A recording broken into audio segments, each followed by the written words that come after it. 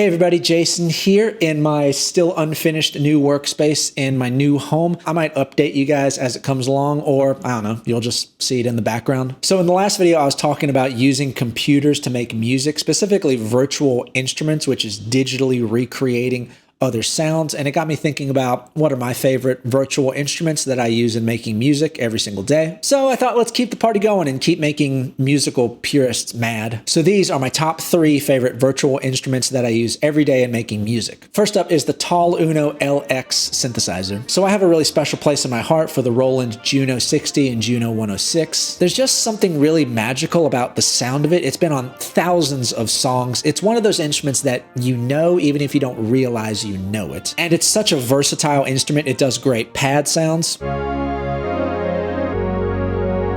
bass sounds, lead sounds.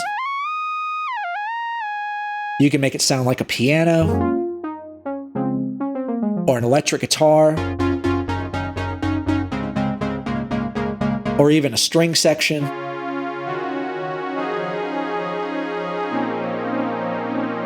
And in my opinion, this is one of the best software emulations of the Juno 60. They really got all of the sounds and features and details right on this. And it's only $60. So pros, it's affordable. Compare $60 to a few $1,000s for a vintage synthesizer that has a reputation for breaking in weird and random ways. It's not a perfect emulation of the Juno 60 in good and less good ways. Some of the parameters like the decay and the pulse width actually have a slightly longer range than the original Juno 60, so the plugin is capable of sounds that the original isn't. And the other thing it doesn't get quite right is the chorus effect. It's really, really close. It just sounds slightly overhyped. It's not as subtle. And if you're a real stickler for accuracy, Arturia sells a plugin recreation of the chorus as a standalone effect, and it is painstakingly accurate. But the chorus in the TAL-U-NO-LX sounds great in its own right, and if you don't care about accuracy, TAL also ported their chorus sound into a standalone plugin, and it's free. But I love this plugin. I have a huge library of presets for this thing. I like having a lot of presets. They're great starters for the creative process. I don't know why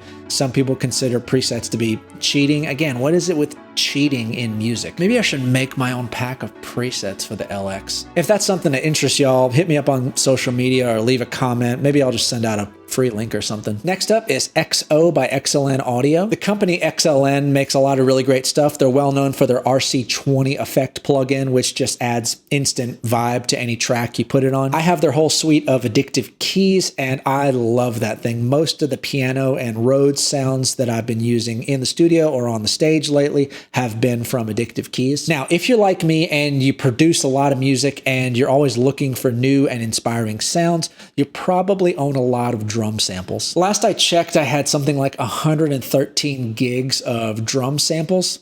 113. That might not sound like a lot, but consider how small a 1 to 3 second audio file is. That adds up to a lot of drum hits. Now, no sane human being could keep track of all of that material, so it'd be really nice to have a way to organize your drum sample library in a way that's intuitive and musical and helps you work fast, which I maintain is one of the key ingredients to high caliber creativity, being able to get your ideas out quickly and achieve the sound that's in your head without having to scroll through an endless list of WAV files. Now, the first thing you see when you open up XO is a cloud representing all of your drum samples. XO comes stock with a really great selection of sounds. I think it's something like a few thousand drum samples are built right into it, but it gets really cool when you start loading your drum samples into it. Now, the thing about my collection of drum samples is I didn't put everything I had into XO. I actually made little subfolders in each of my drum packs for the sounds I wanted to put into XO, because if I put in everything I had, there'd be a lot of redundancy. Plus, I have a lot of multi-velocity drum samples, which I have more convenient ways of using. So XO is for my one-shot samples. But once you load in all of your samples, XO uses machine learning to organize them by pitch and by timbre. All of the red samples are your kick drums, blue is your snares, yellow is hi-hats, and so on and so forth. So you can scroll around a certain area of all of your samples and just hear a bunch of hits. and it traces where you scrolled so you can go back and find the sound that you heard that you liked. Not only that, when you found a sound that you like, there's a bar at the bottom that says similarity, where you can very quickly swap that sample out for another sample that sounds similar.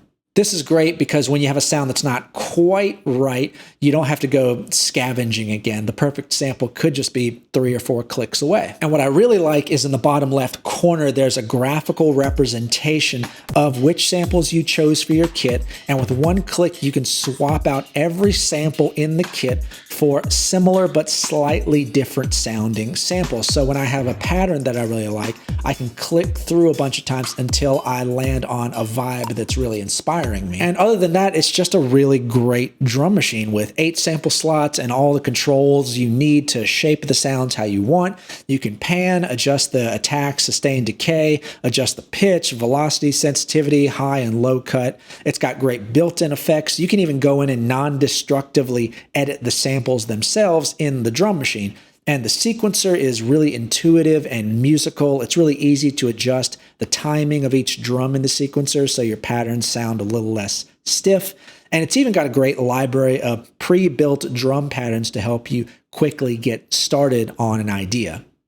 I also love that they made it really intuitive and easy to route all the individual stems to different channels in your DAW, and you can export the sequence as a MIDI clip or even print the whole loop or individual stems to audio files. And I'm sure there are some really cool features that I left out, but I love this thing because it helps me work quickly while still having access to all of my drum sounds and not getting stuck in a rut of using the same drum sounds all the time. And finally, the third virtual instrument that I use all the time is Labs by Spitfire Audio. Spitfire Audio is known for selling really high quality sample packs of strings, orchestras, and other sounds really useful for film scoring. I mean, they made a huge orchestral sample pack with Hans Zimmer, so you know they're legit. And Labs is a platform they built for putting out really unique, weird, inspirational sounds completely for free. You don't pay a penny for this stuff. And they're putting out new sounds every single month. Now, if you're going to get Labs, the very first thing you have to download is the soft piano.